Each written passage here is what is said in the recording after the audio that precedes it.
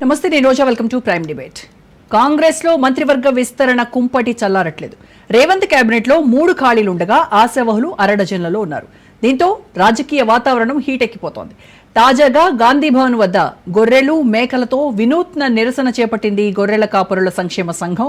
కాంగ్రెస్ లో అన్యాయమైపోతున్నామని గొల్ల కుర్మలు గగ్గోలు పెట్టారు. అత్యధిక జనాభా ఉన్న యాదవ కుర్మ సామాజిక వర్గాలకు మంత్రివర్గంలో ప్రాతినిధ్యం లేకపోవడం అవమానించటమేనని మండిపడ్డారు. పరిస్థితి చేయి దాటిపోకుండా పీసీసీ చీఫ్ మహేష్ కుమార్ గౌడ్ వారికి హామీ ఇచ్చి శాంతింపజేశారు.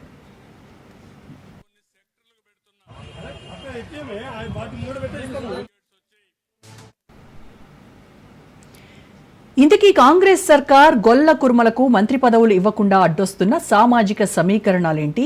గెలిచిన ఒక్క ఎమ్మెల్యేకు మంత్రి పదవి ఇవ్వకుండా అడ్డుపడుతుంది ఎవరు? కొత్తగా ఎవరినైనా ఎమ్మెల్సీ చేసి యాదవ సామాజిక వర్గానికి మంత్రివర్గంలో చోటు కల్పిస్తారా?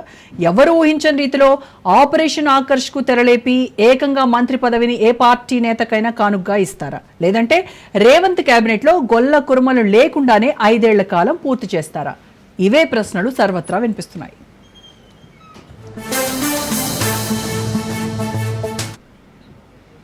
ఇప్పటికే మంత్రి పదవులపై భారీగా ఆశలు పెట్టుకున్నారు సీనియర్లు. అధిష్టాన బుజ్జగింపులతో కాస్త మెత్తబడినా అలక మాత్రం వేయటం. ఎమ్మెల్యేలు సుదర్శన్ రెడ్డి, ప్రేమ్సాగర్ రావు, రాజగోపాల్ రెడ్డి, మల్రెడ్డి రంగారెడ్డి, రామ్మోహన్ రెడ్డి, విజయశాంతి పదవులను ఆశించి భంగపడ్డారు.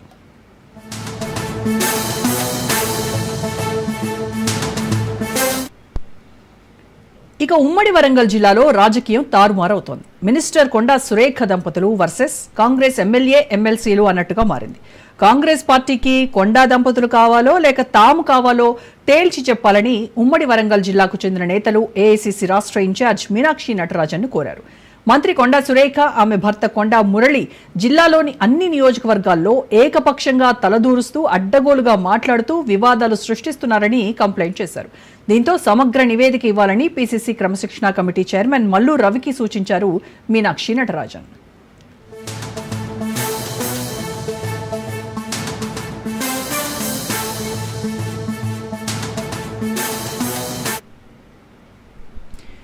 మరోవైపు హస్తంలో జూబ్లీహిల్స్ టికెట్ లొల్లి మొదలైంది. సీటు కోసం నేతలు పాట్లు పడుతున్నారు. పార్టీ నిర్ణయం కంటే ముందే ప్రకటనలు చేస్తున్నారు.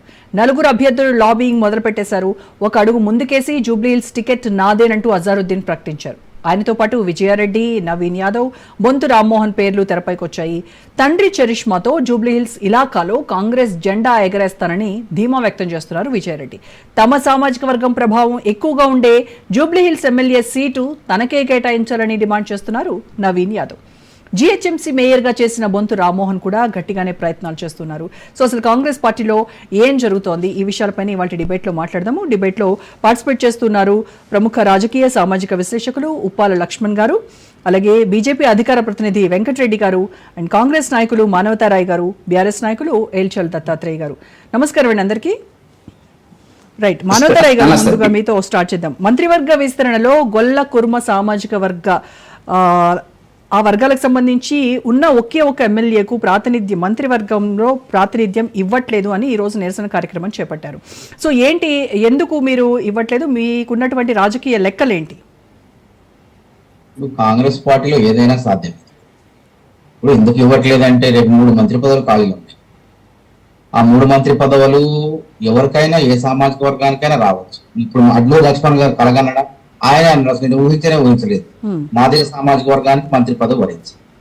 అదేవిధంగా ముదిరాజ్ సామాజిక వర్గం అసలు మొదటిసారి ఎమ్మెల్యే, వీళ్ళందరూ కూడా మొదటిసారి ఎమ్మెల్యే శ్రీహరి గారికి, వాకాటి శ్రీహరి గారికి మంత్రి పదవి వచ్చింది. అలా మాది వివేక్ గారికి కూడా మంత్రి పదవి వచ్చింది. రేపు యాదవ్ సామాజిక వర్గంలో కూడా 3 స్థానాలు కాబట్టి ఎవరికైనా రావచ్చు. ఆయన నిరసన తెలపడం తప్పేం కాదు. కాంగ్రెస్ పార్టీలో కూడా మన మాదిగలు నిరసన తెలిపారు, ఢిల్లీ పోయారు, కలిశారు, ప్రజాస్వామ్యబద్ధంగా వినతులు ఇచ్చారు. ఇది స్పందించే ప్రభుత్వం, బంధించే ప్రభుత్వం కాదు. పార్టీలో వాళ్ళు వినతులిస్తారు, ప్రజలు వినతులిస్తారు, స్పందిస్తాం. కానీ గతంలాగా నియంతృత్వంగా వ్యవహరించము. కాబట్టి కాంగ్రెస్ పార్టీలు ఇవన్నీ కూడా సర్వసాధారణమైన అంశాలు. కాబట్టి ఇక్కడ ఎవరికి కూడా ఇబ్బంది లేదు. గొల్లకుర్మల యొక్క ఆవేదనని ఇలా గోర్లో తీసుకొచ్చేసి గాంధీ భవన్ దగ్గర నిరసన తెలిపారు. దానికి మా అధ్యక్షుడే స్పందించి మీకు న్యాయం జరిగే విధంగా హైకమాండ్, ఎందుకంటే మా హైకమాండ్ అనేది ఇక్కడ ఉండదు, రాష్ట్రంలో ఉండదు, ప్రాంతీయ పార్టీ లాగా ఢిల్లీలో ఉంటుంది కాబట్టి ఢిల్లీ వాళ్ళకు కూడా తెలియపరుస్తారు. ఇప్పుడు ఇప్పటికే సమాచారం చేరిపోయింది, వీళ్ళలో ఆవేదన ఉంది. గొల్ల కుటుంబంలో వీళ్ళకి మంత్రి పదవి అడుగుతున్నారు. యాదవులకు కానివ్వండి, వాళ్ళు ఏమడుగుతున్నారు, యాదవులకు కానివ్వండి, గొల్లలకు కానివ్వండి, ఎవరికన్నా అదే మన కురుమలకు కానివ్వండి, ఎవరికన్నా ఒక పదవి ఇవ్వండి అడుగుతున్నారు. కార్పొరేషన్ పదవులు అడుగుతున్నారు, ఆ గొర్రెల కార్పొరేషన్ ఇంకేదో అడుగుతున్నారు. వాటన్నిటిని కూడా ఆ కేంద్ర అది రాష్ట్ర మన అధిష్టానం అనేది, కాంగ్రెస్ పార్టీ అధిష్టానం అనేది ఆలోచించి తప్పగా నిర్ణయం తీసుకుంటారు. అయినా సామాజిక న్యాయం చేయటంలో దేశంలో దిక్సూచి కాంగ్రెస్ పార్టీ. ఇవాళ దళితుడు అధ్యక్షుడు మల్లికార్జున ఖర్గే జాతీయ అధ్యక్షుడు, రాష్ట్ర అధ్యక్షుడు ఒక బీసీ గౌడ బిడ్డ, అదే విధంగా ఒక డిప్యూటీ సీఎం ఒక దళిత బిడ్డ. ఈ విధంగా సామాజిక కూర్పులు కాంగ్రెస్ పార్టీలో సర్వసాధారణంగా ఉంటాయి, ఎప్పుడు అధికారంలో ఉన్నా ఎక్కడున్నా సరే. పక్క రాష్ట్రం కర్ణాటక తీసుకుంటే, కర్ణాటక సిద్ధరామయ్య కురుమ సామాజిక వర్గం వ్యక్తి ఉన్నాడు, కురుమ అనేది కురుమ సామాజిక వర్గం. అశోక్ గెహ్లోట్ రాజస్థాన్ లో ఉండే. కాబట్టి ఒకరితో చెప్పించుకోదు. అలా అదే విధంగా ఒకరు ఏదైనా తమకు ఇది కావాలని అంటే మాత్రం స్పందిస్తుంది తప్ప బంధించదు కాంగ్రెస్ పార్టీ అనేది తేటతెల్లమైంది పలు అంశాల్లో. కాబట్టి ఈ రోజు పిసిసి చీఫ్ అయితే స్పందించారు. మరి ఇంకా ఖాళీగా ఉన్నటువంటి 3 సీట్లలో ఖచ్చితంగా ఈసారి మాత్రం గొల్ల కురుమ సామాజిక వర్గానికి సంబంధించినటువంటి నేత ఉంటారు. అయితే ఆ నేత దీనిలో కూడా చాలా ప్రశ్నలు వినిపిస్తూ ఉన్నాయి మానవతరాయ్ గారు. అంటే ఈ పార్టీలో ఉన్నటువంటి నేతలకి కొత్తగా ఎమ్మెల్సీ ఇచ్చినటువంటి వ్యక్తికి ఆ ఆలోచన ఏమన్నా ఉందా? ప్రభుత్వం కేబినెట్ లోకి తీసుకునేటువంటి ఆలోచన ఉందా? లేదు అని అంటే ఆపరేషన్ ఆకాష్ ద్వారా ఎవరినైనా బయట నుంచి వచ్చినటువంటి వ్యక్తికి, పక్క పార్టీ నుంచి వచ్చినటువంటి వ్యక్తికి మంత్రి పదవి కట్టబెడతారా? ఏం జరగబోతుంది అనేది క్వశ్చన్ మార్క్.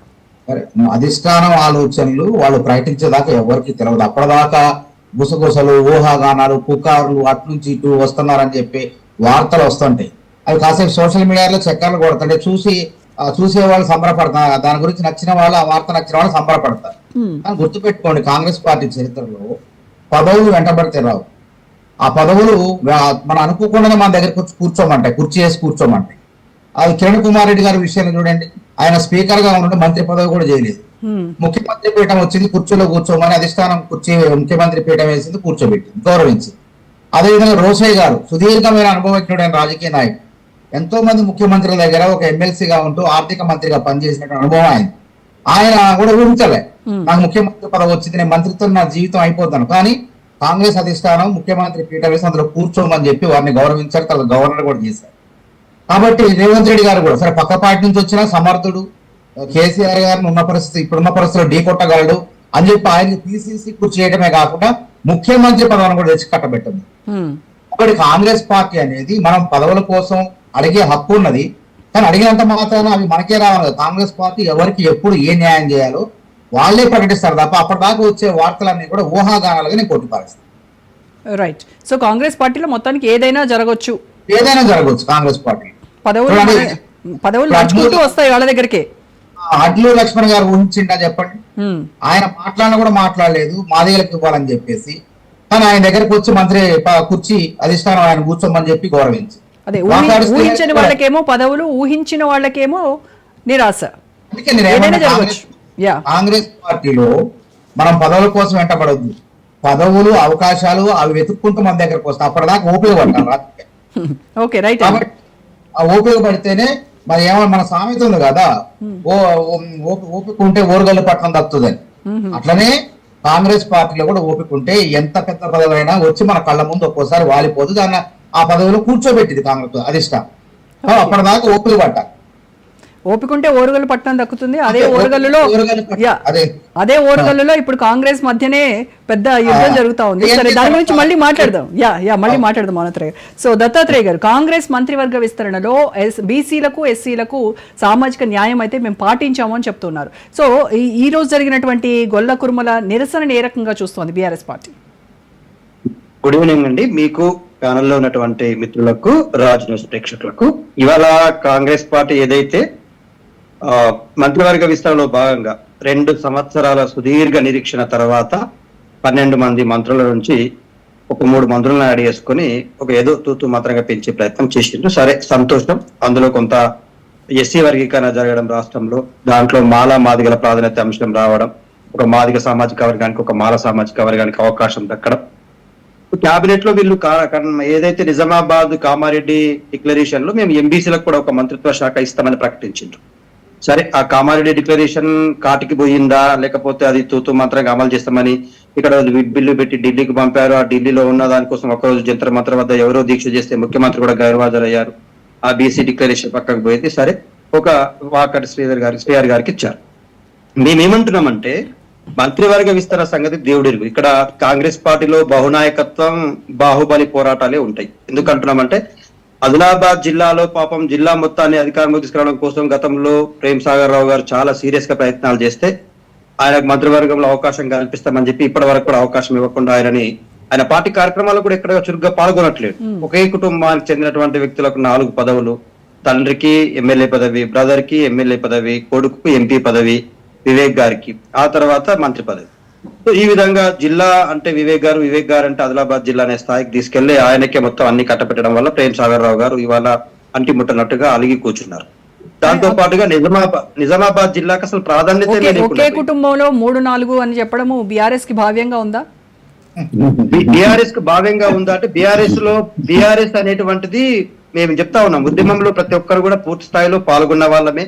వారి సామర్థ్యాలను బట్టి, వారి నాయకత్వ లక్షణాలను బట్టి, వాళ్ళ కాంట్రిబ్యూషన్ ని బట్టి, వాళ్ళ టాలెంట్ ని బట్టి అవకాశాలు ఇచ్చారు. వాళ్ళు నిరూపించుకున్నారు, ప్రూవ్ చేసుకున్నారు.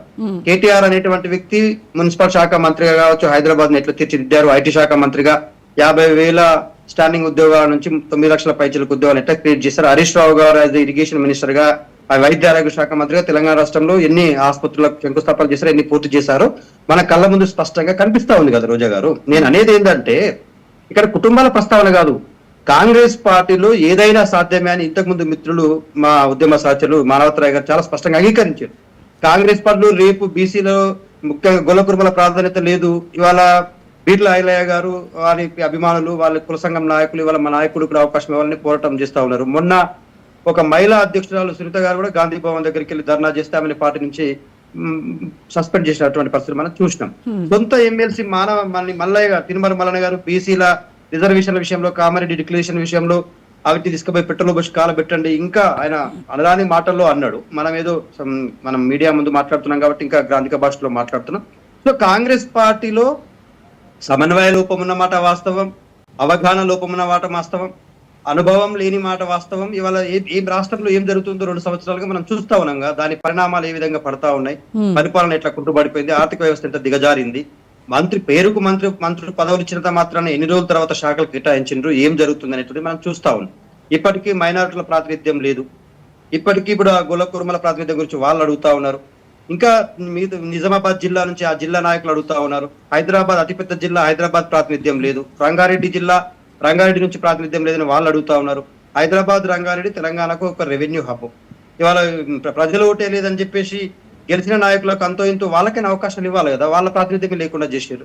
ముఖ్యంగా ఇంకొక వాదన ఏం జరుగుతా ఉందంటే కేవలం దక్షిణ తెలంగాణకు పెద్దపీట వేసి శాఖలని కూడా అన్ని మంచి శాఖలని దక్షిణ తెలంగాణకి ఇచ్చి ఉత్తర తెలంగాణకు తెడ్డు చూపించారు, లేకపోతే ఏమీ లేదు ఉత్తర తెలంగాణకు ఉత్తది అని చెప్పేసి మాట్లాడుతా ఉన్నారు విశ్లేషకులు ఎవరైనా. ఇవాళ మహబూబ్ నగర్ జిల్లాలో 3 అండి. ముఖ్యమంత్రి రేవంత్ రెడ్డి గారు ముఖ్యమంత్రిగా ఉంటారు, జూపల్లి గారు ఇప్పుడు మొన్న కొట్లాడంగా వాకటి శ్రీహరి గారికి ఇచ్చారు. ఖమ్మం జిల్లా నుంచి అయితే తిష్ట వేసుకుని కూర్చున్నారు కదా వాళ్ళు, పొంగులేటి గారు, బట్టి గారు, తుమ్మల గారు.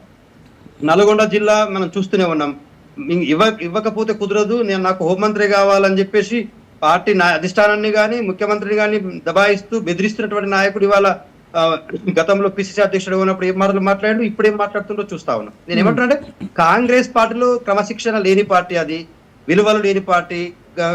ఎస్సీ ఎస్టీ బీసీ మైనార్టీ వర్గాలకు అసలు అవకాశాలు తక్కువ. ఇవాళ వాళ్ళు మేనిఫెస్టోలో పెట్టుకున్నారని ఇస్తలేరండి.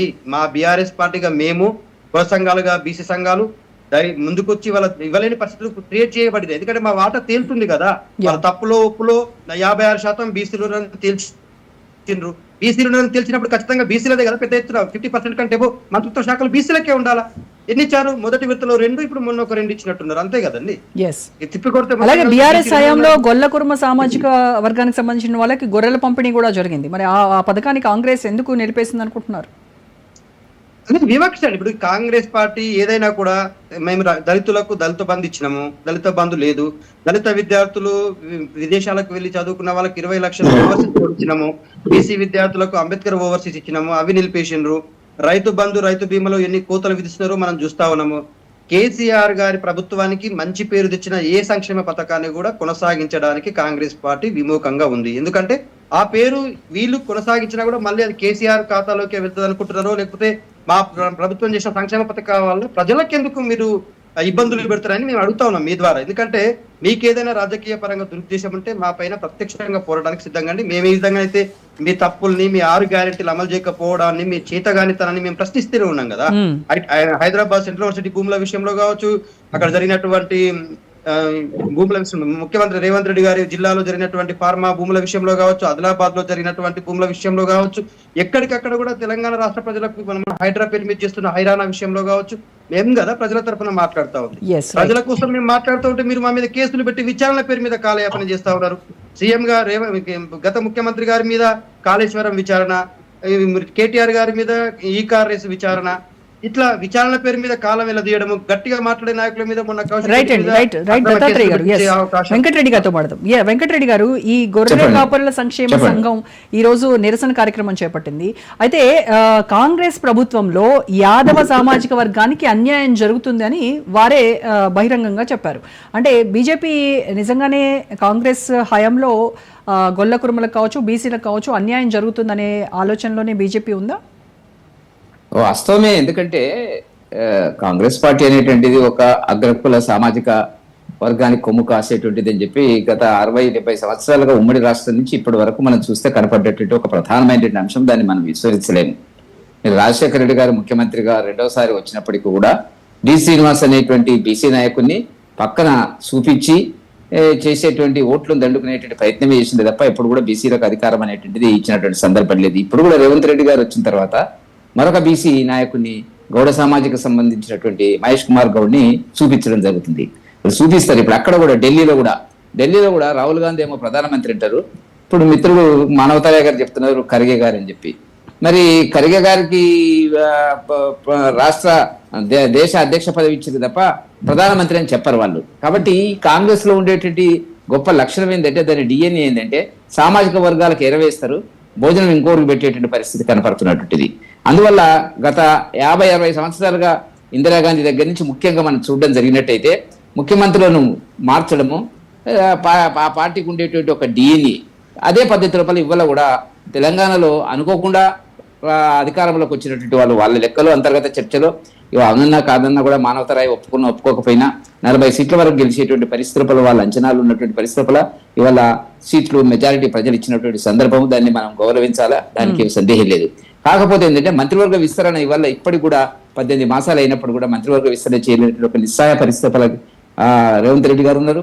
రేవంత్ రెడ్డి గారు అనేక బంధాలు ముందు కాళ్ళకి వెనక కాళ్ళకి అన్నిటికీ రకాలుగా మనం బంధం వేస్తున్నటువంటి పరిస్థితి నాకు కనపడుతున్నటువంటిది. 3 మంత్రి బంధించమని చెప్తున్నారు, మీరేమో ముందు ఇప్పుడు యాదవ సామాజిక వర్గం సాధారణంగా మనం చూసినటువంటిది ఆంధ్రప్రదేశ్, ఉమ్మడి ఆంధ్రప్రదేశ్ కానివ్వండి, ఇప్పుడు మొన్న జరిగినటువంటి తెలంగాణకు సంబంధించినటువంటి 2 దఫాలుగా పాలించినటువంటి కేసీఆర్ జమానాలో యాదవ సామాజిక వర్గం ఒక కీలకమైనటువంటిది. రాజకీయంగా మరి తెలంగాణ రాజకీయాల లోపల ప్రముఖ పాత్ర వహించేటువంటి పరిస్థితి. ఇప్పుడు మా దగ్గర ప్రెసిడెంట్లు అయినారు, ఇప్పుడు కూడా కీలకంగా ఉన్నారు. పేర్లు ఎందుకు కానీ మీకు అందరికీ తెలిసినటువంటిది యాదవ కుర్మ సామాజిక వర్గానికి సంబంధించినటువంటి వాళ్ళు కీలకమైనటువంటి పదవులు ఇచ్చినటువంటి సందర్భం ఉంది ఏది ఎట్లున్నప్పుడు కూడా. కాబట్టి ఇక్కడ జరిగింది ఏంటంటే, ఈ సామాజిక వర్గాలకు వచ్చేటప్పటికి ఏంటంటే మనకు కనపడుతున్నటువంటిది నిజామాబాద్ లో మనకు రెడ్డి సామాజిక వర్గమే, రంగారెడ్డిలో రెడ్డి సామాజిక వర్గమే, నల్గొండలో రెడ్డి సామాజిక వర్గమే. వీటన్నిటి మధ్యన గొడవలు నడుస్తున్నాయి. ఏం చేయలేక ఒక 3 మంత్రి పదవులు ఖాళీ పెట్టినారు, మంచి పదవులు ఖాళీ పెట్టినారు. ఒక విద్య, హోం, మున్సిపల్, ఈ 3 ఖాళీ పెట్టి వాళ్ళకి చూపిస్తున్నారు. ఇవి ఉన్నాయి, మీరేం తొందరపడకండి అనేటువంటిది. చాలా క్లిష్టమైన పరిస్థితి లోపల రేవంత్ రెడ్డి గారు ఉన్నారు. మంత్రివర్గ విస్తరణకు వచ్చేటప్పటికి అనేక అంతర్గత గొడవలు, కొట్లాటలు, పంచాయతీలు నడుస్తున్నటువంటిది. నిజానికి మిత్రుడు అన్నట్టుగా ఏంటంటే ఆదిలాబాద్ కు సంబంధించినటువంటిది ప్రేమ్ సాగర్ రావు గారు ముందు నుంచి ఉన్నటువంటి కార్యకర్త, పార్టీని పట్టుకుని ఉన్నటువంటి వ్యక్తి. అతనికి అన్యాయం జరిగింది. ఆ కోణంలో అది ఏం జరుగుతుంది పార్టీలో అనేటువంటిది ఆలోచిస్తే ఆ పార్టీ మంత్రివర్గ విస్తరణకు వచ్చేటప్పటికి చాలా ప్రకంపనలు వస్తాయి. నేను ఇంతకు ముందు గతంలో కూడా మన టీవీలో మాట్లాడినట్టుగా రాజగోపాల్ రెడ్డికి మంత్రి పదవి లేకుండా ఈ ప్రభుత్వం రేవంత్ రెడ్డి ప్రభుత్వం ఎక్కువ కాలం కొనసాగుతుందని చెప్పి నేనైతే అనుకోవడం లేదు. అది వాళ్ళకు అలాగే తెలుసు వెంకటరెడ్డి కాబట్టి. గారు కాంగ్రెస్ పార్టీలో ఉన్నటువంటి అంతర్గత విభేదాల గురించి వాళ్ళు ఏం చెప్తారంటే అదేమో స్కూల్ కాదు, కాలేజ్ కాదు, ఇది ఒక కాంగ్రెస్ పార్టీ అనేది ఒక యూనివర్సిటీ, దాంట్లో ఇలాంటివి చాలా కామన్ గా ఉంటూనే ఉంటాయని చెప్తూ ఉంటారు కాంగ్రెస్ వాళ్ళు. యూనివర్సిటీకి ఒక వీసీ ఉంటాడు, రిజిస్ట్రార్ ఉంటాడు, అకాడమిక్ నిబంధనలు ఉంటాయి, మానవతరానికి బాగా తెలుసు. ఎక్కడో దగ్గర ఒక అంగీకారం సమన్వయం జరుగుతుంది. ఇక్కడ అట్లా లేదు ఇప్పుడు ఉన్న పరిస్థితి. ఇప్పుడు మీరు ఒకటి ఆలోచించాలి మేడం, ఏంటంటే రేవంత్ రెడ్డి గారికి ముఖ్యమంత్రి కావాలని ఉంది, అయిపోయినాడు జీవిత లక్ష్యము. 12 మంది మొదటి దఫా ఇచ్చిన ప్రమాణ స్వీకారం చేసినట్టు 12 మందిలో కూడా కీలకమైన నాయకులని తీసుకున్నాడు ఆయన. ఏ ఇబ్బంది లేనటువంటి, ఎవరు కూడా డిస్ప్యూట్ అయినటువంటి నాయకులు వాళ్ళంతా కూడా. మనం ఏ మాట కామాట చెప్పాలి, తెలంగాణ రాజకీయాలు కానీ ఉమ్మడి రాష్ట్ర రాజకీయాల్లో కానీ కీలకంగా ఉన్నటువంటి వ్యక్తులు ఇప్పుడు మనకు ఉత్తమ్ కుమార్ రెడ్డి గారు కానివ్వండి, ప్రభాకర్ గారు కానివ్వండి, లేకపోతే వెంకటరెడ్డి గారు కానివ్వండి, బట్టి విక్రమార్క కానివ్వండి, కీలకమైన నాయకులు, దాని లేదు సందేహం లేదు, సమర్థులు కూడా. ఆ 12 మంది వరకు గొడవ లేదు. ఆ 12 మంది అయిన తర్వాత మిగిలినటువంటి 6 మంత్రి పదవులను భర్తీ చేయాలన్నప్పుడు సమస్యలు వస్తున్నాయి. భర్తీ చేసి ఇంకొక 3 అలాగ పెట్టి గేమ్ నడిపిద్దాం అనుకున్నారు, నడుస్తున్నది. కాబట్టి యాదవ సామాజిక వర్గానికి ఇస్తారా అయ్యారా అనేటువంటి దాని కింద ఇప్పుడు అందుకే ఇప్పటికీ కూడా విద్యామంత్రి లేడు. 3వ విద్యా సంవత్సరం ప్రారంభమైనటువంటి పరిస్థితుల వల్ల ముఖ్యమంత్రి గారికి టైం లేదు. ముఖ్యమంత్రి గారు నేను చాలా సందర్భాల్లో ఎడ్యుకేషన్ డిపార్ట్మెంట్ లో పనిచేసిన ఒక టీచర్ వచ్చి విద్యామంత్రి కలిసి సమస్యలు చెప్పుకునేటువంటి పరిస్థితి ఉండేదండి. ఇవాళ ముఖ్యమంత్రి గారు ఎమ్మెల్యేలకే దొరకడు, ఒక టీచర్ కి ఎక్కడ దొరుకుతుంది చెప్పండి. కాబట్టి విద్య, మున్సిపల్, హోమ్ ఈ మూడిటిని కూడా పక్కకు పెట్టి తనే నడిపిస్తున్నటువంటి పరిస్థితి కనపడుతుంది. కాబట్టి కాంగ్రెస్ లో అనేక లుక్కలు మంత్రివర్గానికి సంబంధించినట్టు ఉన్నవి, అవి భవిష్యత్తులో బయటకు వచ్చే అవకాశాలు ఉన్నాయని చెప్పి భావిస్తున్నారు. ఇకపోతే ఒక మాట, టిఆర్ఎస్ పార్టీ కుటుంబ పార్టీ, వాళ్ళు ఏ పదవులు కూడా ఏ సామాజిక వర్గాలకు ఇయ్యరు. ఆ ఒక్కటే సామాజిక వర్గం వాళ్ళే నడిపిస్తారు, వాళ్ళే చేస్తారు. ఇక వాళ్ళ గురించి మాట్లాడడం అనేటువంటిది ఇంకా బాగా. ఓకే లక్ష్మణ్ గారు, సో కాంగ్రెస్ పార్టీలో బీఆర్ఎస్ నాయకులు చెప్తున్నట్టుగా బహునాయకత్వం, బాహుబలి పోరాటాలు నడుస్తూ ఉంటాయి. అలాగే తెలంగాణ 2గా విడగొట్టి దక్షిణ తెలంగాణకు ప్రాధాన్యతనిస్తూ ఉత్తర తెలంగాణకు ఉత్తిచేయి చూపిస్తోందా కాంగ్రెస్ పార్టీ? మీ విశ్లేషణ ఏంటి? ఇప్పుడు ప్రాంతీయ పార్టీలు ఎప్పుడు కూడా కుటుంబ పార్టీలుగానే ఉంటాయి, అది ఎవరు మార్చలేరు. దేశవ్యాప్తంగా మనం ఎక్కడ చూసినా కాంగ్రెస్ పార్టీ ఎలా ఉంటుందంటే అధిష్టానం ఢిల్లీలో ఉంటుంది, అలాగే బీజేపీ కూడా అధిష్టానం ఢిల్లీలో ఉంటుంది. అందువల్ల ఇక్కడ జాతీయ పార్టీలు విధానంలోకి ప్రాంతీయ పార్టీల విధానంలోకి సంబంధాలు అయితే ఉండవు, ఎవరి మార్గం వాళ్ళది. ఇప్పుడు ఇక్కడ తెలంగాణలో మరి 1.5 సంవత్సరం తర్వాత మంత్రివర్గ విస్తరణ చేశారు, శాఖలు ఏదో మారుస్తారన్నారు కానీ పెద్దగా ఏం మార్పు చేయలేదు. ఆయన ముఖ్యమంత్రి గారి దగ్గర ఉన్న వాటిని ఆ ముందుకి ఇచ్చారు. ఇప్పుడు శాఖలు నిర్వహిస్తున్న మంత్రులందరూ కూడా మరి వారందరూ న్యాయం చేస్తున్నట్టే లెక్క కదా, మార్పు చేయలేదంటే 1.5 సంవత్సరానికి. అలాగే కొంతమంది ఆశావాహులు, కాంగ్రెస్ పార్టీ కాదు ఏ పార్టీలో అయినా ఆశావాహులు ఉంటారు. నాకెందుకు మంత్రి పదవి ఇవ్వలేదు, నేను సీనియరు, నేను ఇన్ని ఓట్ల మెజారిటీతో గెలిచాను అని ఒక విధంగా, కులాల వారీగా మా కులానికి రాలేదని, అలాగే మతాల వారీగా, అలాగే జిల్లాల వారీగా మా జిల్లాకు 1 కూడా లేదు, ఒక జిల్లాలో 3 ఉన్నారు. ఈ వాదనలన్నీ నడుస్తూ ఉన్నప్పటికీ కూడా ఓవరాల్ గా కాంగ్రెస్ పార్టీ అధిష్టానము ముఖ్యమంత్రి మధ్య ఉన్నటువంటి సత్సంబంధాలను బట్టి ఇవి నడుస్తాయి. ముఖ్యమంత్రి గారు ఇప్పుడు నేను విస్తరణ చేయదలుచుకోలేదు, లేకపోతే ఈ యొక్క ఇంపార్టెంట్ అయినటువంటి శాఖలని మంత్రులకు, పలానా మంత్రులకు నేను ఇవ్వలేను అని ఎక్కడ చెప్తాడు? అధిష్టానానికి వాళ్ళని కుట్టుకుంటున్నారు. మరి వాళ్ళ మన బీజేపీ మిత్రుడు చెప్పినట్టు ప్రధానమైన 3 శాఖలు 1.5 సంవత్సరం అయిపోయినా కూడా ముఖ్యమంత్రి గారి దగ్గర పెట్టుకుంటున్నారు. మున్సిపల్ అడ్మినిస్ట్రేషన్ ముఖ్యమంత్రికి అవసరం ఏంటప్పుడు? హోంమంత్రి అవసరం ఏంటి? హెచ్ఎండి ఉంది లక్ష్మణ్ గారి దగ్గర, అదే చెప్తున్నా. బంగారు బాతు అవసరం ఏంటి అంటే వాటి వలన ఎక్కువగా ప్రయోజనాలు ఉన్నవి, అది ఎవరికో ఇస్తే ఆ ప్రయోజనాలు ఏంటి, ఏం జరుగుతుందో తెలియదు. రెండోది ఏంటంటే ప్రాంతీయ పార్టీలు ఏమైపోతుంది, కంట్రోల్ ఒక చోటే ఉంటుంది. కాంగ్రెస్ పార్టీలో కంట్రోల్ ఇక్కడ ఉండదు. అందువల్ల ఏమైపోయింది, ఎవరికి వాళ్ళు ఏం చేస్తారు అనేటువంటి ఒక అభద్రతాభావం ముఖ్యమంత్రికి ఉంటుంది. ఎందుకు? ముఖ్యమంత్రి ఆన్సరబుల్ టు ద ఢిల్లీ, ప్రతిదానికి ఆయన ఆన్సరబుల్ అక్కడ ఢిల్లీకి. అందువల్ల ఇక్కడ జరుగుతుంది ఇప్పుడు ఇలాంటి పరిస్థితులు ఉన్నా కూడా రాష్ట్ర అభివృద్ధి పదంలోకి మనం వెళ్తున్నామా లేదా 1.5 సంవత్సరం అయింది, మనం ఏం సాధించాము అని చెప్పుకోగలిగితే కాంగ్రెస్ పార్టీ ఆ సమాధానం ఇవ్వగలిగితే ప్రజలకి సంతోషిస్తారు. అది ఎక్కడ పడితే అక్కడ సరే ప్రజా సంక్షేమానికి సంబంధించి ఏదో హామీలు ఇచ్చడానికి కొన్ని చేశారు, వాటి గురించి నేను అడిగేది అభివృద్ధి గురించి ఏంటి, ఏం జరుగుతుంది? అది కాళేశ్వరం అది కుంగింది, దాని మీద ఇంతవరకు ఎలాంటి నిర్ణయం తీసుకోలేదు. ప్రాజెక్టులు, కృష్ణా వాటర్ ప్రాజెక్టులు మహబూబ్నగర్ ప్రాంతంలో ఉన్న వాటి మీద, పాలమూరు రంగారెడ్డి విషయంలో కానీ ఇతర చిన్న ప్రాజెక్టు వాటి విషయంలో కానీ ఇంతవరకు ఏ నిర్ణయం తీసుకోలేదు. ఉన్నట్టుండి హైడ్రా పెట్టేసి సుందరీకరణ మూసి అన్నారు. అది ఎక్కడ వేసిన గొంగలు ఎక్కడలాగే ఉంది. ఇంకా జరిగేది జరుగుతుంది. ప్రజలందరూ ఇవాళ నేననేది కాంగ్రెస్ పార్టీని వ్యతిరేకించడం వల్ల ప్రజలు మళ్ళీ అక్కడ పెట్టే పింకల పాయింట్ పెట్టుకుంటారు. రేవంత్ రెడ్డి ఏం చేయడం లేదు, రేవంత్ రెడ్డి ఏం చేయడం అని మాట మీరు ఎవరైనా అడగండి. అది కొంచెం పార్టీకి అడ్వాంటేజే అలా వాదన రావటం లేదు. అందువల్ల అలాంటి పరిస్థితి ఇలాగే కొనసాగితే ఇప్పుడు మళ్ళీ అప్పుల్లోకి కూలిపోయారు. ఇప్పుడు మళ్ళీ బనకచర్ల ప్రాజెక్టు గోదావరి దాని మీద ఇప్పుడు వివాదం వచ్చింది. ఇవన్నీ పరిష్కరించకుండా ముఖ్యమంత్రి అనే ఆయన ఇప్పుడు ఏం చెప్తున్నారు? కాంగ్రెస్ పార్టీకి సంబంధించిన ఎమ్మెల్యేలే, ప్రతిపక్ష పార్టీల ఎమ్మెల్యేలు పక్కన ముఖ్యమంత్రి గారు చాలా బిజీ అయిపోయారు, అపాయింట్మెంట్ లో ఇవ్వడం లేదు అనేది వచ్చినప్పుడు ఏం చెప్పాలి చెప్పు? ఎమ్మెల్యేలకి అందువల్ల లేకపోతే సామాన్య ప్రజలకి ఏమవుతారు? అయ్యో మేము కంచెలు వద్ద కొట్టాం, తెలంగాణ రమ్మన్నాం, ఇదిగో చూడండి వినతి పత్రాలు స్వీకరిస్తున్నాం, ప్రజా సమస్యలని పరిష్కారం అయిపోతాయి అని చెప్పి బిగినింగ్ లో చెప్పారే, కంచెలు కొలగొట్టారే. ఇప్పుడు అక్కడ ఏం జరుగుతున్నది? ఎంతో మంది ప్రజలు వచ్చి మెమోరాండం అంటే వినతి పత్రాలు ఇచ్చిపోతున్నారు. ఏం జరుగుతుందో ఒక చిన్న మాట చెప్పేస్తా. సీఎం ఆఫీసులో ఆ సీఎం గారికి ఒక వినతి పత్రం ఇస్తే, పర్సనల్ కలిసినా లేదా ఆఫీసులో ఇచ్చినా, నెక్స్ట్ డే ఏమొస్తుందంటే నంబర్ వస్తుంది, ఇది ఎంట్రీ అయిపోయింది, పలానా వాళ్ళకి పంపిస్తున్నాము అని. అది 6 నెలలైనా కూడా ముఖ్యమంత్రి కార్యాలయం నుంచి అంటే సచివాలయం నుంచి సంబంధిత అధికారులకే పోవటం లేదు. తిరిగి చస్తున్నారు జనాలు. అక్కడికి వెళితే మాకు రాలేంటారు, ఇక్కడికి వెళితే ఇంకా పంపలే అంటారు, సెక్షన్లో వాయిల్ లేరు, ఈయన లేరంటారు. అంటే అడ్మినిస్ట్రేషన్ ప్రజా పరిపాలనకు అనుకూలంగా ఉన్నట చెప్పిన మాటల మీద అధికారంలోకి వస్తూనే ఇప్పుడు జరుగుతున్నది వేరు. రైట్, మీరు ఇది చూడండి.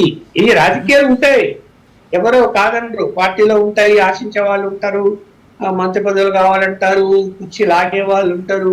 అభద్రతా ప్రభావం అనేది కాంగ్రెస్ పార్టీలో ఎప్పటికీ ఉంటుంది ముఖ్యమంత్రులు, ఈ రాష్ట్రంలో ఏ రాష్ట్రంలో అయినా. అందువలన ఉంటుంది. ఇప్పుడు మనం అనుకుంటాం మరి మంత్రుల కథ ఏంటి అంటే, మరి ముఖ్యమంత్రి కథ ఏంటి?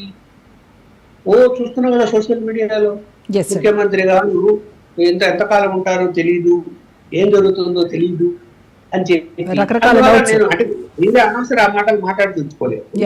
పార్టీలు అలాగే ఉంటుంది కల్చర్, అది ఎవరు కాదని. ఇప్పుడు రాజశేఖర్ గారు చనిపోతానే రోసే గారిని పెట్టారు. రోసే గారు చాలా పెద్ద మనిషి, పరిపాలన బాగా చేస్తున్నాడని పేరు కూడా వచ్చింది. చెడగా తీసేసి కిరణ్ కుమార్ అని పెట్టారు. అందుకే చెప్పారుగా ముందే మానవతారాయ్ గారు, కాంగ్రెస్ లో ఏదైనా జరుగుద్దని చెప్పేశారు కదా. మళ్ళీ ఇప్పుడు ఇక్కడ పెద్ద మనిషి వెతుక్కుంటూ వస్తాయి, ఉన్నవి పీకేస్తారు, అనుకోకుండా ఉన్నవి పీకేసి ఊహించని వాళ్ళకి పదవులు వస్తాయి. రైట్ అండి, ఓకే. మానవతారాయ్ గారు, మానవతారాయ్ గారు అదే ఆశతో ఎదురు చూస్తున్నాడు. ఓకే, ఆయన కళలు నెరవేరాలని ఆశిద్దాం.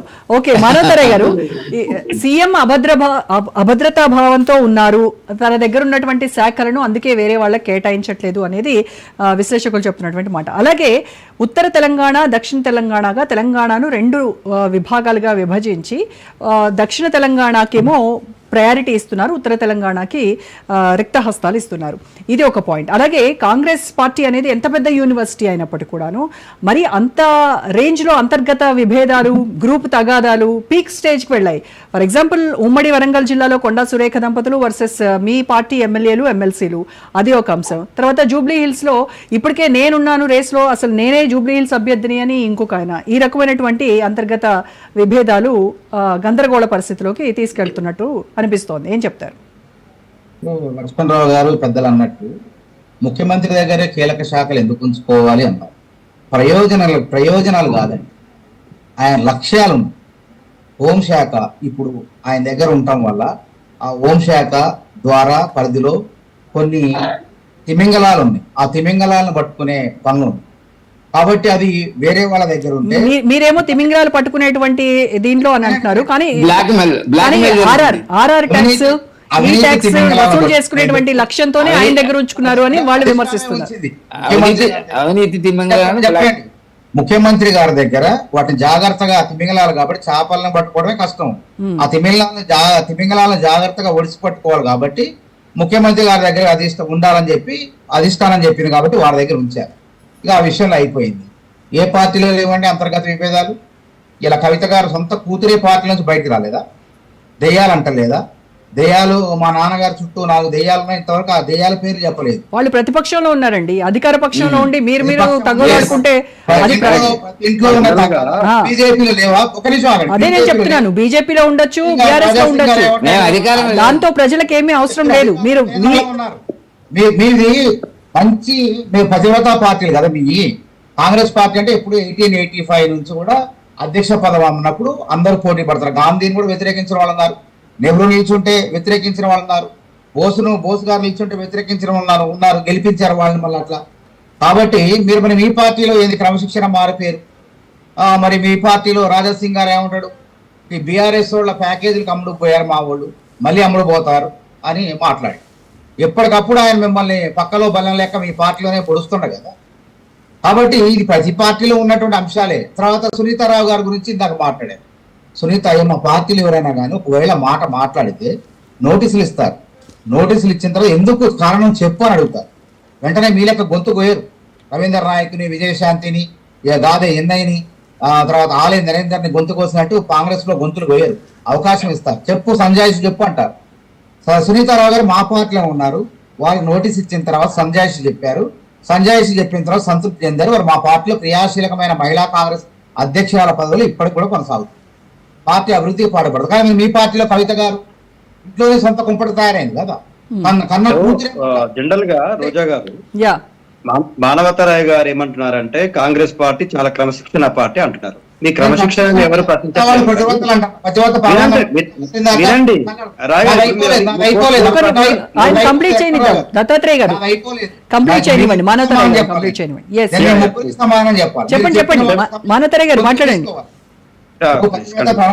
చల్లారదాకా చల్లారలేదు అట్లా బీజేపీ వాళ్ళది, బీఆర్ఎస్ వాళ్ళది. వాళ్ళ ఇంట్లో ఇల్లు చక్కగా లేదు కానీ మా ఇంటి మీద కూర్చొని మా వైపు చూస్తున్నారు. కాబట్టి పార్టీలో ప్రతి పార్టీలు ఇట్లాంటి వరంగల్లో కూడా ఉన్నది. సమస్య పెద్ద సమస్యే కాదు అది. గతంలో జరిగింది, ఇప్పుడు జరుగుతాయి. మళ్ళీ కాంగ్రెస్ అధిష్టానం జోక్యం చేసుకుంటుంది, అందరినీ సర్దుబాటు చేస్తుంది, అందరినీ ఏకతాటిపై తీసుకొస్తుంది. అటువంటి అసెంబ్లీ ఎన్నికల ముందు ఏమన్నారు, కాంగ్రెస్ పార్టీలో పెద్ద అగ్రనాయకులు మొత్తం కూడా వాళ్ళు కొట్లాడుకుంటున్నారు. ఎన్నికలప్పుడు అందరూ ఏకతాటిపైకి వచ్చారు, బీఆర్ఎస్ పార్టీని ఓడించారు, అధికారంలోకి వచ్చారు. 14 నెలలు అయింది. అగ్రనాయకత్వం కూడా కాంగ్రెస్ పార్టీ ప్రభుత్వాన్ని చక్కగా క్రమశిక్షణతో నడిపించే ప్రయత్నం నడిపిస్తుంది. కాబట్టి ఇది ప్రతి కూడా కాంగ్రెస్ ఎమ్మెల్యేలు రహస్య మీటింగ్లు పెట్టుకుంటూ ఉన్నారు కదా. అన్ని జరుగుతాయి మేడం, బీఆర్ఎస్ లో జరగలేదు. చెప్పండి, ఇప్పుడు వాళ్ళ బీజేపీలో అయితే ఎవరికి అధ్యక్ష పదవి? ఒకడు ఈటల రాజేంద్ర గారు కూడా మాట్లాడుతారు, కేసీఆర్ గారిని సమర్థిస్తాడు. బండి సంజయ్ గారు ఏమో అట్లా కాదు, మా అధిష్టానం నిర్ణయం వేరు, మా మోడీ నిర్ణయం వేరు. కాళేశ్వరం విషయంలో కాళేశ్వరం ఏటీఎం లెక్క మారిందని మేమన్నాం, మొదటి నుంచి అంటున్నాం. మధ్యలో వచ్చిన బీజేపీ నాయకుడు ఈటల రాజేందర్ ఆయన కరెక్ట్ కాదు, ఆయన పార్టీ లైన్ దాడతాడని వాళ్ళే అంటున్నారు. ఇది చెప్పండి ఎక్కడ? ఇంకనే మేము మా పార్టీ రాష్ట్రంలో అధికారంలో ఉంది, వాళ్ళ కేంద్రంలో 11 ఏళ్ళుగా అధికారంలో ఉంది బీజేపీ పార్టీ. ఇక బీఆర్ఎస్ పార్టీ అయితే 4 ముక్కలాట. కవిత గారితో దారి, హరీష్ రావు గారితో దారి, కేటీఆర్ గారిది ఇంకో దారి, ఫామ్ హౌస్ లో కేసీఆర్ గారిది ఇంకో కాంగ్రెస్ దారి ఏదో చెప్పండి, దారి వాళ్ళదే అన్నట్టు ఎమరాన్సీ అయింది. అని మా దాంట్లో ఇప్పుడు ఏదైనా పదవుల నియామకం అప్పుడు పిసిసి అధ్యక్షుడు కానివ్వండి, ముఖ్యమంత్రి కానివ్వండి నియామకం అప్పుడు తుఫాను వచ్చే ముందు, మన వర్షం వచ్చే ముందు తుఫాను, గాలి, వాన, బీభత్సం, ఉరుములు, మెరుపులు ఉంటాయి కదా, అట్లాంటి భయంకర వాతావరణం నుంచి వర్షం వచ్చి వేసిపోవాలని ఒక ప్రశాంత వాతావరణం, చల్లగాలి, ఒక ప్రశాంత కానీ తుఫాన్లు వస్తూనే ఉన్నాయి కదా కాంగ్రెస్ పార్టీలో.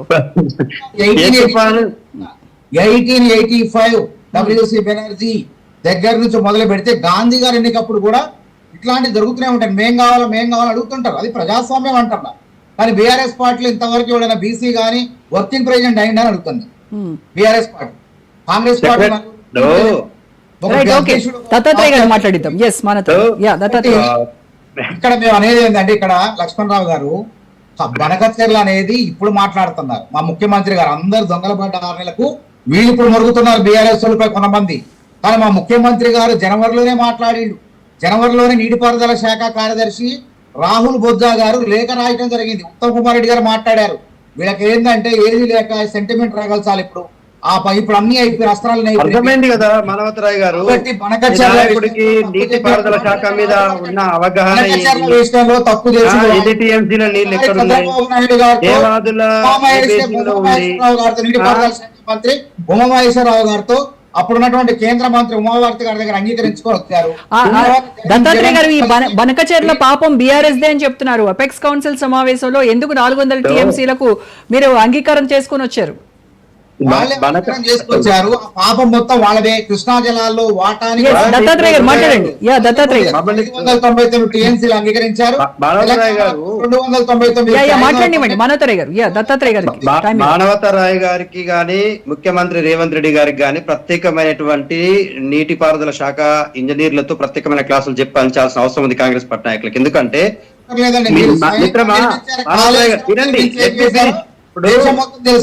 జనరల్ గా వినండి, ఇప్పుడు 1956 సెక్షన్ 3 ప్రకారం కృష్ణా జలాల్లో నీటి వాటా కోసం మా నాయకుడు కొట్లాడి సెక్షన్ 3ని సాధించిన నాయకుడు. పాలమూరు రంగారెడ్డి ప్రాజెక్టు అందులో భాగంగానే పూర్తి చేయడానికి మీరు ఎన్ని అడ్డంకులు సృష్టించినా అది 90% పూర్తయింది. ఒకటి. రెండోది, బనకచెర్ల విషయంలో కాంగ్రెస్ పార్టీ దానికి అవగాహన ఉందో లేదో, మీ కాలంలో దాని గురించి ఆలోచన ఉందో లేదో కానీ మా నాయకుడు ముఖ్యమంత్రి అయిన తర్వాత కేసీఆర్ గారు చాలా స్పష్టంగా సమ్మక్క డ్యామ్ నుంచి, సమ్మక్క బ్యారేజ్ నుంచి మీరు నీళ్లు తీసుకెళ్తే మేము దానికి 50% వాటాకి అంగీకరిస్తామని చెప్పాడు. కాదు రేవంత్ రెడ్డి గారు ముఖ్యమంత్రి అయిన తర్వాత నారా చంద్రబాబు నాయుడు ఇదే సరైన సమయం అని చెప్పేసి ఇవాళ పోలవరం నుంచి కృష్ణాలో ఉన్నటువంటి నాగార్జున సాగర్ నుంచి బనకచెర్లకు 3 నదుల అనుసంధానం చేసేటువంటి నాడు బలకిండు. ఒకటి. రెండు. వినండి, ఇప్పుడు మీకేదైనా అబ్జెక్షన్ అంటే నేను మధ్యలో మాట్లాడుతుంటే జగన్మోహన్ రెడ్డి ఏముందండి, గుంటూరు జిల్లా గొల్లేపల్లి వద్ద వినండి, జగన్మోహన్ రెడ్డి గారి జనరల్ గా తెలుగు రాష్ట్రాలలో ఏ రాష్ట్రం కూడా నీటి విషయాలలో మనం గొడవ పడకూడదు. నీటి పంపకాల విషయంలో చాలా క్లారిటీగా ఉండాల్సిన అవసరం ఉందని ఒక మాట్లాడండి. మాట్లాడుతున్నప్పుడు నేను విన్నాను. ఒక నిమిషం, లెట్ మీ ఫినిష్ రాయ్ గారు. This is not right way. When you are speaking, I maintained a silence, but you are not understanding my view. చెప్పండి దత్తాత్రేయ గారు. మీరు ఏదైతే మీరు భానుమతిరాయ్ గారు ఏం చేస్తున్నారంటే అసలు వాస్తవంగా జరిగిన విషయాన్ని ప్రస్తావించే ప్రయత్నం చేయమని చెప్తా ఉన్నాం. హరీష్ రావు గారు చాలా స్పష్టంగా 2 అంశాలపైన పీపీటీ ప్రజెంటేషన్ చేసి మాలాంటి స్పోక్స్ పర్సన్స్ కు చాలా అద్భుతమైనటువంటి సమాచారం ఇచ్చారు. ఎందుకంటే తెలంగాణ రాష్ట్రం పైన మాకు నీటి హక్కుల పైన చిత్తశుద్ధి ఉంది రాయ్ గారు. మీకు రాజకీయ అవకాశం, అది మీకు పొలిటికల్ నీళ్ళ అంశం అనేటువంటి పొలిటికల్ ఎజెండా కాదు. మాకు తెలంగాణ రాష్ట్ర నీటి హక్కుల కోసం ఎక్స్టెంట్ కైనా మేము వెళ్తాము. జగన్మోహన్ రెడ్డి గారితో మాట్లాడిన మాట వాస్తవం కాదట్లేదు. ఏమో 4 కోట్ల మధ్య చీకట్లో వచ్చింది కాదు. జగన్మోహన్ రెడ్డి గారితో డైరెక్ట్ గానే ప్రగతి భవన్ కు పిలిపించి మాట్లాడిన మాట వాస్తవం. మాట్లాడిన మాట ఒకటి.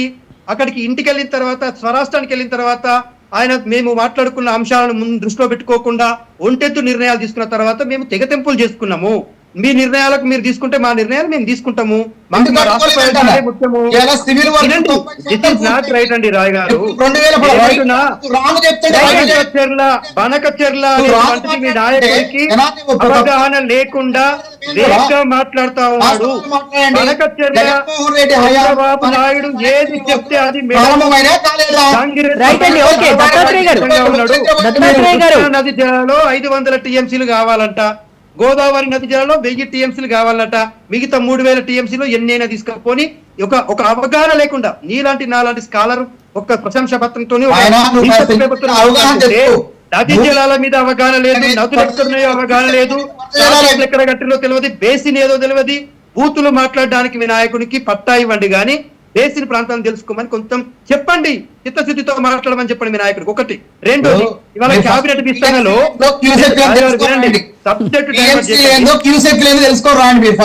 ఎవరికి విషయంలో కానీ మీరు ఏ డిబేట్ కైనా మేము సిద్ధంగా సాయంత్రం వరకు ఎన్ని టీఎంసీలు రైట్ అండి, ఓకే. దత్తాత్రేయ గారు, yes. 11,000 ఒక్కొక్క నిమిషం. దత్తాత్రేయ గారు, మానవతారాయ్ గారు, ఈ గోదావరి జలాలు నీటి కేటాయింపుల గురించి మళ్ళీ మనం సెపరేట్ గా డిబేట్ చేద్దాము. నేను కూడా అదే చెప్తా ఉన్నాను. రాయ్ గారికి ఏంటంటే ఇప్పుడు ముఖ్యమంత్రి గారి దగ్గర 3 ప్రధాన శాఖలు పెట్టుకున్నాడు. రైట్ అండి, ఓకే. ఫైనల్ గా ఒక నిమిషం మిగతా గెస్ట్లకు కూడా టైం ఇవ్వాలండి. వెంకటరెడ్డి గారు, ఒక్కటే నిమిషం, నేను ఒక పాయింట్ యాడ్ చేసి నేను మీకు ఇస్తాను, ప్లీజ్. చెప్పండి. ఇప్పుడు రాజకీయ కక్షలో భాగంగా రేవంత్ రెడ్డి గారికి పదవి గండం ఉంది. ఆ పదవిని కాపాడుకోవాలంటే బలమైన ప్రతిపక్షం మేము ఇవాళ వాళ్ళు 6 గ్యారెంటీలు 13 హామీలు అమలు చేయకపోతే ఎక్కడికక్కడ నిలదీస్తా ఉన్నాం. కేటీఆర్ ని కేసుల్లో ఇరికించాలంటే ఈ కారు ఏసీబీని పంపాలా, కేసీఆర్ ని హరీష్ రావు గారిని ఇబ్బంది పెట్టాలంటే కాళేశ్వరం కమిషన్ ముందర కూర్చోబెట్టాలా. ఇక ఈ చిల్లర రాజకీయాలు చేయడం కోసమే హోంశాఖ పెట్టుకున్నారు తప్ప ఆ హోంశాఖ తెలంగాణ రాష్ట్రంలో 2023-24 20,000 కేసులు నమోదైతే 2024-25 అకాడమిక్ ఇయర్ క్రిమినల్ కేసులు 36,000 కేసులు నమోదైనాయి. వెంకటరెడ్డి గారు మాట్లాడండి. మానభంగాలు పెరిగినాయి, పెరిగినాయి. వీటిపై రోజా గారు, ఇప్పుడు ఇదే కాంగ్రెస్ బీఆర్ఎస్ పార్టీలు ఒకరికొకరి మీద విమర్శలు చేయడం అనేటువంటిది 2 అవినీతి కుటుంబ పార్టీలకు సంబంధించినటువంటి అంశాలను ఇవాళ ప్రజల మీద రుద్దడానికి ఒక ప్రయత్నం చేయడం జరుగుతున్నటువంటిది. ఇప్పుడు గత 10 సంవత్సరాలుగా కేసీఆర్ అనుసరించినటువంటి ఆర్థిక విధానాలు కానీ, పరిపాలన కానీ, అభివృద్ధి కోణం కానీ నిజానికి ప్రజలు నమ్మినారా నమ్మలేదా అనేటువంటిది ఎన్నికల్లో ప్రజలు ఇచ్చిన తీర్పు మనం గౌరవించాలి. సరే, భవిష్యత్తులో ఏం జరుగుతుంది, ఏ పార్టీ ఉంటుంది, ఏ పార్టీ గెలుస్తుంది అనేటువంటిది మన పక్కకు పెడితే, గత 50 సంవత్సరాలుగా పాలించినటువంటి కాంగ్రెస్ పార్టీ తెలంగాణకు నీటి విషయంలో అన్యాయం చేసింది అనేటువంటిది చాలా స్పష్టము. 10 సంవత్సరాలు పాలించినటువంటి కేసీఆర్ గారు ఒక కాళేశ్వరాన్ని చూపించి మిగతా విషయాలకు వచ్చేటప్పటికి, కృష్ణా వాటర్కి వచ్చేటప్పటికి ఏంటంటే 299 టీఎంసీలకు ఒప్పుకున్నటువంటి పరిస్థితి ఆంధ్రకు అనుకూలంగానే. ఈ విషయంలో అయితే ఎస్పెషల్లీ ప్రజలు ఏమనుకుంటున్నారంటే తిలా పాపం తలా పిడికడు అన్నట్టుగా అందరి తప్పు ఉంది ఇందులో అని చెప్పేసి అంటున్నారు. అందరి తప్పేం లేదు, ఆ 2 పార్టీలదే తప్పు ఉంది. ప్రజలు చాలా జాగ్రత్తగా గమనిస్తున్నటువంటి పరిస్థితి. మేమేం చేస్తున్నాం అనేది కాంగ్రెస్ పార్టీ వెంకటరెడ్డి గారు కాంగ్రెస్ పార్టీ ఇచ్చిందా? మా పాత్ర మాకుంది. చెప్పండి వెంకటరెడ్డి గారు మాట్లాడండి. వేల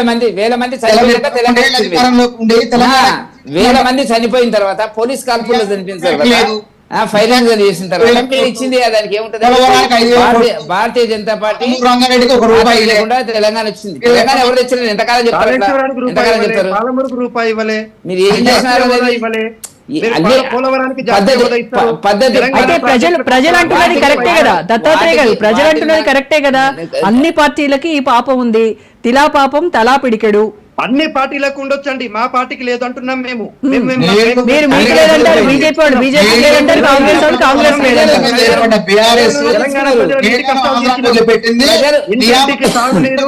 ప్రతి చేతులకు సాగునీరు నాయకుడు కేసీఆర్, ప్రజలు సాగునీరు ప్రతి పొలానికి సాగునీరు ఇచ్చిన నాయకుడు కేసీఆర్. అందుకే Right. కాళేశ్వరం ఫినిష్ చేసినాం, పాలమూరు రంగారెడ్డి 90% ఫినిష్ Right, చేసినాం. లక్ష్మణ్ గారు, లక్ష్మణ్ గారు.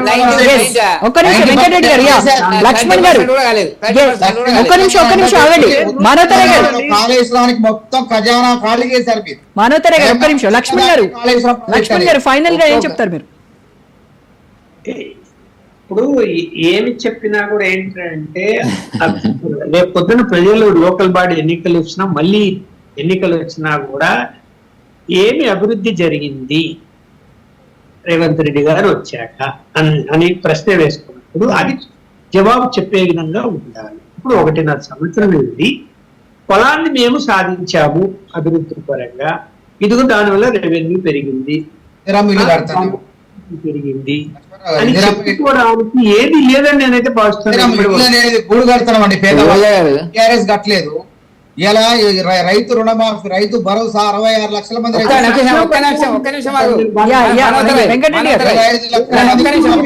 ఒక్క నిమిషం. ఇప్పుడు రైతు భరోసా అని